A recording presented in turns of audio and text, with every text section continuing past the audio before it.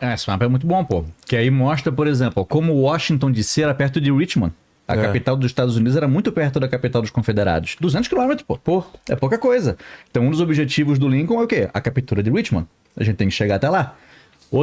A gente vê o quê? Missouri, Kentucky. Vermelhos são os confederados. Os confederados. Aqueles azul mais clarinho ali são os que ficaram meio em cima do muro. Sei. Aquele Virgínia Ocidental, tá vendo? Tem Virg e V. Que é parte da Virgínia não aceitou se unir aos confederados. E durante a guerra teve a secessão do estado da Virgínia, de que virou a Virgínia Ocidental e a Virgínia. Sei. Então a gente vê que teve alguns frontes da guerra, né? O primeiro buscava a captura de Richmond, tinha um outro, que mais ou menos ali na região do Kentucky, do Tennessee, é onde estava um general chamado Ulysses S. Grant. O Ulysses S. Grant era o único general nesse início da guerra que conseguia as vitórias do exército da União, que é o cara que conseguia avançar de fato. Só que qual era a questão? Ele conseguia um grande custo humano. O Grant, ele já entendia que o quê? A gente vai ganhar as batalhas contra o exército do sul. Só que vai morrer mais cara nosso do que cara deles. Só que a gente tem cara pra substituir. Então ele foi chamado de carniceiro. Ele foi chamado às vezes de rendição incondicional Grant. Que ele não aceitava negociar com os caras. Não, é batalha e é isso aí. Quem ficar de pé por último vai ganhar. Ele conseguia esses avanços. Enquanto em Richmond não se conseguia avanço nenhum. Em Richmond era onde estava o Robert E. Lee, que era o general mais... Era o cara que mais entendia a estratégia da guerra naquele momento. Ali na batalha de Bull Run, tinha um outro general. Em Bull Run teve um ataque da União, que avançou, e as linhas de defesa confederada, elas fugiam da União, elas não conseguiam manter. Mas tinha uma linha que os caras permaneciam. E aí, tanto que já era uma história da época, que fala que, pô, as tropas do Jackson parecem um muro de pedra. Parece o Stonewall Jackson. E aí esse general, o Stonewall Jackson, se tornou um dos generais mais conhecidos da Guerra Civil dos Estados Unidos. E ele ajudou nessa defesa para que Richmond não conseguisse ser invadida. Então o exército da União ali não conseguiu os sucessos. O que era muito ruim porque ficava na capital. Então a galera da capital do país via que o Lincoln não conseguia os sucessos que se conseguia, por exemplo, na região do Tennessee, onde o Ulysses S. Grant estava conseguindo. Quem estava na liderança desse exército, chamado Exército do Potomac, era um cara de 34 anos de idade, o George McClellan. O McClellan, quando foi passado esse comando, o Lincoln deu carta branca pro cara, vai lá, resolve. Ele recrutou muita gente. Ele treinou seus soldados, organizou os caras e só. Galera, treinamento, recrutamento. E depois, não, mais treinamento. E recruta mais. Treina, recruta. E aí o Lincoln chegava, beleza, McClellan, e o ataque? Não. Pode achar que a gente vai atacar, mas vamos treinar nossos caras, show de bola. Aí treina McClellan. O Richmond tá lá, McClellan. Vamos lá, nós vamos atacar. Deixa eu mais um tempinho aqui, treinar. Preparando. Ele não se mexia. E aí o Lincoln, pessoal, nós estamos perdendo batalhas aqui perto. O Grant tá ganhando as batalhas lá no Tennessee. Mas precisamos ganhar a batalha em Richmond. Treinamentos. O McClellan não se mexia. Ele decidiu fazer um ataque em Richmond, não vindo pelo norte, mas vindo pela península da Virgínia. Não dá de ver por aqui, mas é entre os rios James e o rio York. E chegando lá, ele tinha uma força, o dobro da força que tinha o Grant. Só que um dos generais que estava ali, um dos comandantes, fazia o seguinte, chamou uma tropa confederada e dizia assim, ó só, do ponto A ao ponto B, vocês andam e mostrem o tamanho dessa tropa, que é pouca. Mas aí vocês dão uma volta por trás, onde o McClellan não consegue ver, e vocês dão de novo. E dá de novo. Dá de novo. Pra quê? Pra passar a ideia de que é muita gente. O McClellan era um cagão, ele não se mexeu. Eu não vou atacar. Não vou. Os caras são muito maiores. E todo mundo diz, McClellan, não são. A gente é muito mais numeroso que os caras. Vamos atacar. O McClellan só cercou e não atacou. Não atacou, o ataque não aconteceu.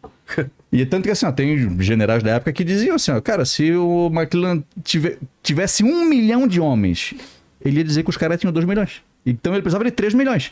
E se dessem 3 milhões, ia dizer que os caras tinham 4 milhões e ele não ia atacar. O McClellan era muito querido pelos seus soldados. Os soldados entendiam que, pô, eles eram cuidados pelo McClellan. Só que o que o Lincoln queria era uma vitória. E não conseguia. Volta e meia rolava, uns caramuças, uma batalha e tal. E davam, uma vitória estratégica da União. Mais soldados confederados morrendo do que soldados da União.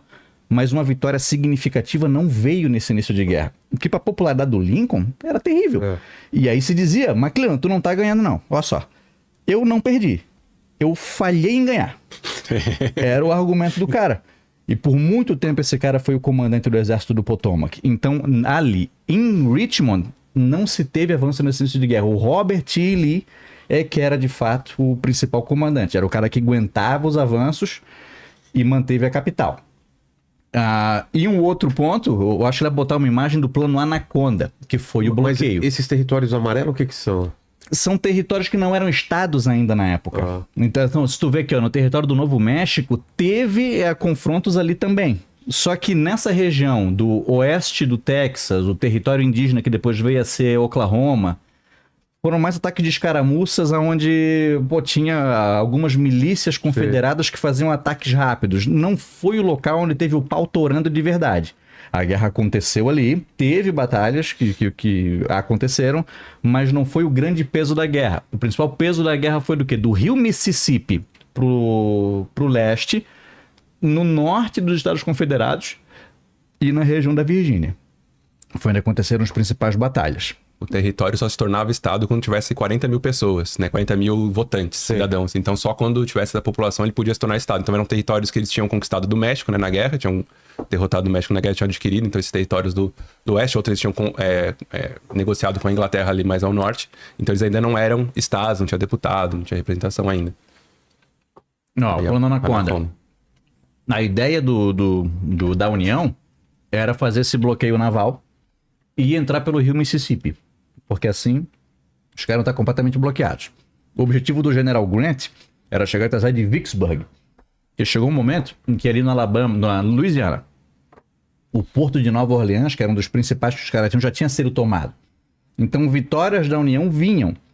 Não exatamente onde os caras queriam. Porque assim, não que eles não quisessem vitórias no sul e tudo mais, mas as principais em Richmond não vinham. Mas eles já tinham conquistado o porto de Nova Orleans e já estavam seguindo em direção a Vicksburg, onde eles iam se encontrar e, de fato, dividir o exército confederado. Ia ter aquele pedaço que ia ficar do Texas para lá para o oeste e o pedaço de cá. Era um dos grandes objetivos que os caras tinham.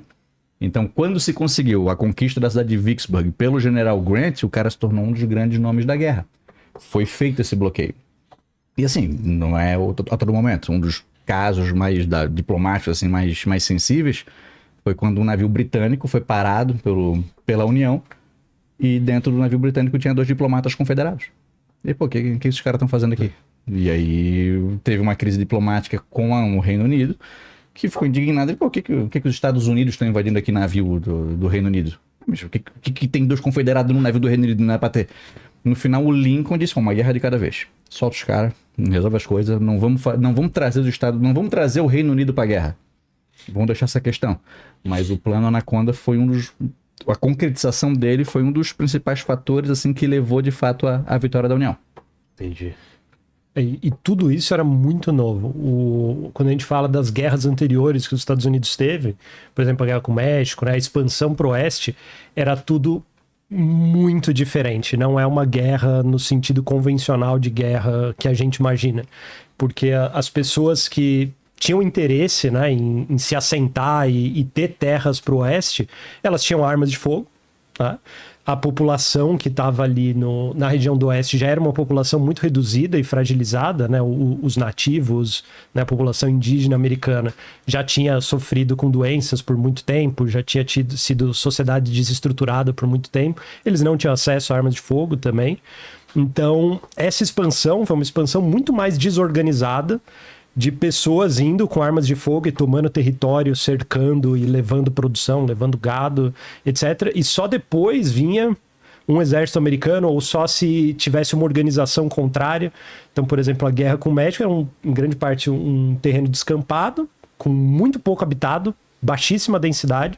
As pessoas iam fazendo pequenos assentamentos, pequenas fazendas, etc., de forma totalmente dispersa. Aí, como estão ocupando o território que não é deles, alguém se organiza para tentar ocupar de volta ou fazer alguma coisa, e só aí você vai mandar uma carta falando para alguém de um exército de um estado, porque eles desconfiavam de exército nacional, né? Então essa ideia de você ter um exército nacional que está ali o tempo todo sendo financiado e de pé para responder a ataques, isso é pós-guerra civil que eles vão se preocupar com isso. Mas eles tinham muito receio disso antes. Então eram mais exércitos estaduais. Então vai demorar para chegar lá, e o exército chega muitas vezes depois que o conflito já está resolvido. Então eles não tinham uma grande experiência de guerra nos territórios deles dessa forma, né? As grandes experiências de guerra que eles tinham, a Guerra de Independência, a Guerra de 1812 contra o Reino Unido, mas é muita experiência naval, né, de guerra naval, e que ficou no norte. A produção de navios, os encouraçados, nessa época já tinham encoraçados, navios de metal, Foi quando com estrearam, canhoneiras, exato. Eles Mas estrearam. mesmo os navios Exato, eles tiveram que estrearam. adaptar, né? Navio de mercante para navio de guerra durante Sim. a guerra. Tiveram que adaptar porque não tinha. O suficiente. Merrick dos Confederados foi um grande feito quando ele entrou em ação, né? Que era um navio revestido com ferro. Os caras, cara, que é isso aí? Batalhas assim, né, se os Confederados não produziram, nós não produziram também. Batalhas de 2 navios de ferro que se chocavam um com o outro, atiravam um canhão. Um bagulho impressionante. Pra época, não era uma coisa que se via. Sim, tudo muito novo, né? E então, essa experiência naval, eles tinham muito mais do que de ficar abastecer grandes exércitos dentro do próprio território. As guerras anteriores que eles passaram não precisaram tanto assim dessa experiência. Então o Sul tinha os que eram vistos como os melhores generais para a época, eles tinham experiência, mas não tanto para o tipo de guerra que eles estavam lutando, para as armas que eles tinham, e isso eles vão meio que tentando aprender aos poucos, mas a cada ano que passava a situação piorava, né? A tecnologia das armas vai mudar muito nos 5 anos da Guerra Civil, e o Sul basicamente não tinha como acompanhar, era basicamente impossível. Bloqueados, a economia sulista ficou enforcada. Não tinha mais o que fazer. Era questão de tempo. Era exportação a economia dos caras. Com o plano Anaconda funcionando, os caras iam exportar pra quem? Eles até vendiam algodão, às vezes, pro norte, que tinha interesse em comprar esse algodão pra quê? Pra fazer seus uniformes militares e tudo mais. Mas a economia sulista foi pouco a pouco sendo garroteada, e a população sulista, que nem sempre todo mundo abraçou essa ideia de guerra, não era um consenso também. A população sulista começou a sentir os efeitos da guerra cada vez mais. E isso refletia nos soldados. Soldados, com o passar do tempo, foram ficando mal armados. Tinham soldados descalços, com pouca roupa, e lutando no norte, porque às vezes era muito frio. Então, se viu que a glorificação da guerra, muita gente entrou nela, porque, pô, maneiro, vamos ver, é uma aventura diferente, né? Um cara no interior do Mississippi, que entendia, porra, vou lá pro norte, vou matar os Yankees. Ele, uma ideia gloriosa de guerra, viu que não tinha nada de glorioso em morrer com a cara na lama. Então foi uma guerra que mudou bastante o pensamento de uma guerra também para esse pessoal.